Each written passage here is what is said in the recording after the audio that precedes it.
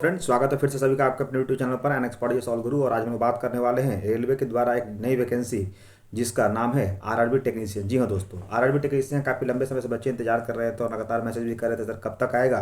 तो तमाम इस मुद्दों पर बात करेंगे कि आखिर से टेक्नीशियन अलग क्यों आया, एलपी क्यों आया। चूंकि जाहिर सी बात है कि एलपी और टेक्नीशियन एक साथ ही आता है। इस बार क्या कुछ नया हुआ और किस तरह से योग्यता है, क्या कौन कौन बच्चे इस फॉर्म को भर सकते हैं, तमाम इस मुद्दों पर बात करेंगे। चूंकि सीटों की संख्या काफ़ी कम है उस पर भी बात करेंगे और लास्ट डेट कब तक इसका फॉर्म भरा जाएगा उस पर भी बात करेंगे और लास्ट ज्वाइनिंग कब तक होगी, इन तमाम मुद्दों पर बात करेंगे। इस मुद्दों पर बात करने से पहले जो नए व्यूअर्स चैनल को देख रहे हैं उनको बताना चाहता हूँ कि इस चैनल पर आपको बिहार के साथ साथ भारत के जितने भी सेंट्रल लेवल के जो एग्जाम होते हैं उन सभी का आपको नोटिफिकेशन बताया जाता है। नोटिफिकेशन में आपको एक एक चीज़ों का जिक्र किया जाता है, साथ ही साथ उनको आपको प्रॉपर गाइड भी दिया जाता है और उनके पेपर का एनालिसिस भी किया जाता है और उसके एग्जाम का आपको एक्सपेक्टेड कटा भी बताया जाता है। इसलिए वैसे बच्चे जो एग्जाम जो बिहार तथा सेंट्रल लेवल किसी एग्जाम की तैयारी कर रहे हैं वो हमारे चैनल सब्सक्राइब करके बेल आइकन हिट कर लें ताकि उनको सारा नोटिफिकेशन यहाँ से मिलता रहे और उनकी सफलता सुनिश्चित होती रहे। ठीक है दोस्तों, तो चलिए सबसे पहले बात करते हैं। देखिए, आरआरबी टेक्नीशियन जो 9 है इस बार आया, इसका क्या सीन रहने वाला है। सबसे पहले बात करते हैं कि जो आरआरबी है ये मुख्य रूप से दो वैकेंसी एक से साथ लेकर आती थी, जिसका नाम था, पहले नाम था एएलपी, जिसको असिस्टेंट लोको पायलट, जो कि अभी आपको पता होगा कि कुछ दिनों से काफ़ी ज़्यादा बच्चे छात्र आक्रोशित है इस सीट को लेकर के कि काफ़ी कम सीट दिया गया, सीट को बढ़ाया जाना चाहिए। और दूसरा है टेक्नीशियन और जिसमें 9,000 है। अब बात हो रही है कि एएलपी और टेक्नीशियन इतनी कम सीटों में जो संख्या आई है तो आखिर से क्या ऐसा कारण है। बच्चों की मांग है कि भाई सीट बढ़ाया जाए और प्रशासन जो है वो कहीं ना कहीं इसको लेकर के देखे होंगे कि पटना में 144 लागू कर दिया गया है। अब क्या कुछ रहने वाला है, क्या सीट बढ़ेगी, क्या कुछ घटेगा, वो तो बात की बात है। लेकिन सबसे पहले बात कर लेते हैं इन तमाम मुद्दों पर। जैसे ये देखिए नोटिफिकेशन, ये हमारा रहने वाला है मुख्य रूप से आपका टेक्नीशियन का। टेक्नीशियन की बात करते हैं तो लिख रहा है क्या, tentative number of vacancy about 9,000, यानी ये 9,000 अप्रॉक्स रहने वाला, इससे कम भी हो सकता है और इससे अधिक भी हो सकता है। हालांकि 9,000 आपको टेक्नीशियन काफ़ी कम है। इतने दिनों के बाद आपने वैकेंसी लिया है, कम से कम 5 साल तो हो ही गया और 5 साल के बाद अगर आप वैकेंसी ले रहे हो इतनी कम मात्रा में तो ये आपके लिए कहीं ना कहीं सरकार के लिए एक सबसे बड़ा प्लस पॉइंट होता है।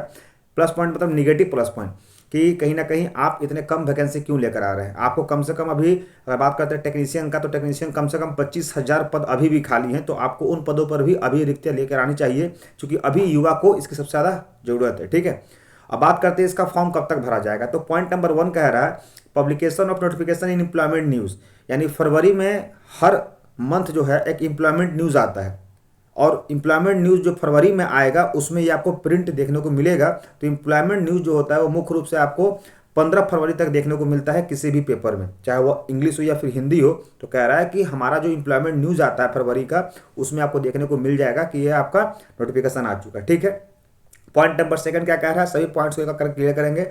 सबमिशन ऑफ ऑनलाइन एप्लीकेशन, यानी फरवरी में आपका नोटिफिकेशन आ जाएगा, आप लोग का फॉर्म भरा कब तक जाएगा, तो पूरे मार्च और अप्रैल यानी 2 महीने का समय ये लोग देंगे। उसी बीच में लोकसभा का चुनाव भी होगा। आगे देखिए, अब तीसरा पॉइंट ये लोग कह रहे हैं द कंप्यूटर बेस्ड टेस्ट, जिसको सीबीटी कहा जाता है, are tentatively schedule to held between October and दिसंबर।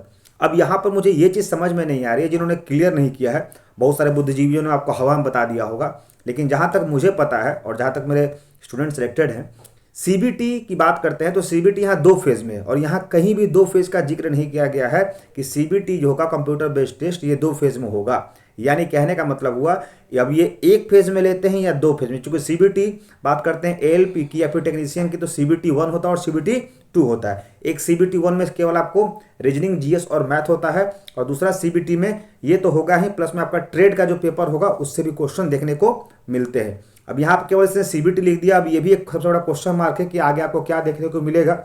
उसके बाद कह रहा है short listed for document verification will be release in February 2025, यानी आपकी जो ज्वाइनिंग होगी वो 25 में होगी। अब देखिएगा 25 में कब होगी, फरवरी दे रखा है। अब हो सकता है कि फरवरी 1 साल आपका काफ़ी लंबे समय ले लेगा।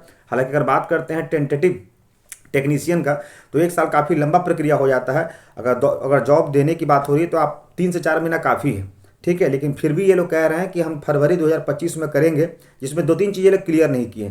एक तो इन्होंने सिलेबस क्लियर नहीं किया है, दूसरी इन्होंने क्वालिफिकेशन क्लियर नहीं की है और तीसरा इन्होंने शेड्यूल ऑफ एग्जाम का तरीका क्लियर नहीं किया है। अब पता नहीं कुछ बुद्धिजीवी, कुछ मेंटर लोग क्या बता रहे हैं क्या नहीं, लेकिन याद रखिएगा इन्होंने साफ साफ कह दिया है कि अभी हम लोग क्वालिफिकेशन भी नहीं बताएंगे, अभी हम लोग मोड ऑफ एग्ज़ाम भी नहीं बताएंगे और अभी हम लोग एग्ज़ाम का जो फाइनल होगा उसके बारे में कुछ जिक्र नहीं करेंगे। अब क्या कुछ रहने वाला है वो तो आने वाले वक्त में बड़ी ही मालूम चलेगा कि ये लोग क्या क्वालिफिकेशन को मांगता है। हालांकि क्वालिफिकेशन की अगर मैं बात करता हूँ तो टेक्नीशियन का जो क्वालिफिकेशन शुरू से जो रहा है वो 3 सेगमेंट में रहा है। एक तो आईटीआई जिन बच्चों ने किया अपने ट्रेड से वो उसका रहा है, दूसरे की बात करते हैं तो आईटीआई के साथ डिप्लोमा रहा है, और तीसरा पीसीएम रहा है यानी फिजिक्स केमिस्ट्री मैथ। ये 3 बैकग्राउंड वाले मुख्य रूप से इस टेक्नीशियन फॉर्म को भरते हैं। कौन कौन? एक आईटीआई जो अलग अलग ट्रेड से होते हैं, दूसरा आपका डिप्लोमा वाला भरते हैं, और तीसरा पीसीएम वाले भरते हैं। अभी तक तो टेक्नीशियन मैंने यही देखा है, अब आगे जाकर के कुछ भी हो सकता है वो बात की बात है, लेकिन अभी तक ये। लेकिन हालांकि इस फॉर्म में 2 चीज़ें क्लियर बिल्कुल नहीं है। पहला, क्वालिफिकेशन क्लियर नहीं किया गया है कि क्या की योग्यता चाहिए। दूसरा, सीबीटी को बारे में क्लियर नहीं किया गया कि सीबीटी 1 होगा, 2 होगा, या सिर्फ एक ही में कर दिया जाएगा। और तीसरा, इन्होंने सिलेबस में भी क्लियर नहीं किया है। अब क्या कुछ करने वाले हैं इनको तो आपको 10 दिन में मालूम चल ही जाएगा, लेकिन मैंने सोचा कि ये वीडियो आपको बता दूं। अभी तक इस वीडियो के बारे में केवल आपको रूमर्स, मतलब जो होता है जो एक्चुअली फैक्ट वो बताया नहीं जा रहा, सिर्फ आ गया आ गया आ गया। रियल में क्या आया और आप उससे क्या समझे ये मायने रखता है। आप लोगों ने और भी कहीं देखा होगा इसके बारे में, सीबीटी के बारे में या फिर टेक्नीशियन के बारे में, आपको समझ में आ गया होगा कि वो क्या बता रहा है और मैं क्या बता रहा हूँ। ठीक है, टू दी फैक्ट समझिएगा।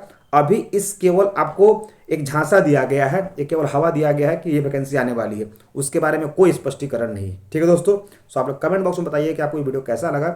साथ ही अपनी वीडियो उन दोस्तों को शेयर कर दीजिएगा जो इस फॉर्म को भरने वाले हैं, ताकि उनको एक आइडिया हो जाए कि वास्तव में उनको क्या दिया गया। ठीक है दोस्तों, सो ऐसे इंटरेस्टिंग फैक्ट के लिए बनाना चैनल पर एन एक्सपर्ट जिसको गुरु। जय हिंद, जय Bharat, bye bye, take care, that's all, thank you.